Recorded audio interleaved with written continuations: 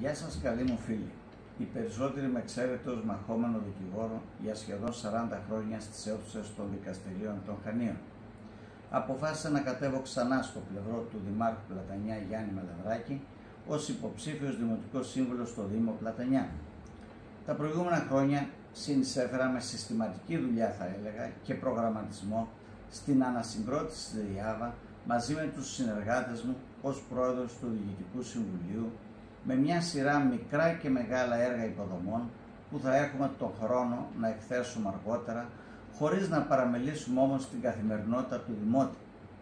Και τούτο γιατί η φιλοσοφία μου είναι να ακούμε τον Δημότη και να δίνουμε σύντομες και πρακτικές λύσεις.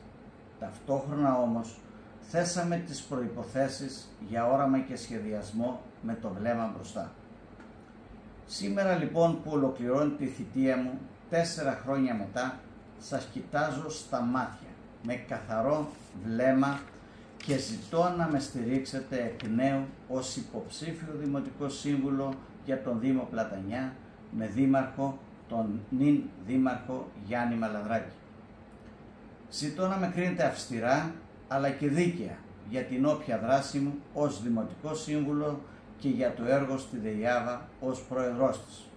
Προφανώς δεν τα κάναμε όλα τέλεια, όμως ως ομάδα προσπαθήσαμε και βάλαμε σε ρότα το καράβι της ΔΕΙΑΒΑ, της οποίας είχα την ευθύνη, αλλά και ως απλός Δημοτικός Σύμβουλος συνεισέφερα με τις γνώσεις μου και τις προτάσεις μου σε στοχευμένες επιλύσεις χρόνιων προβλημάτων.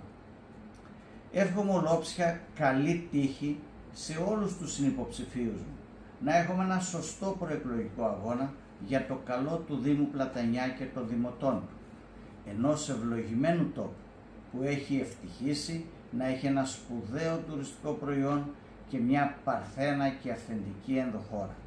Καλό μας αγώνα!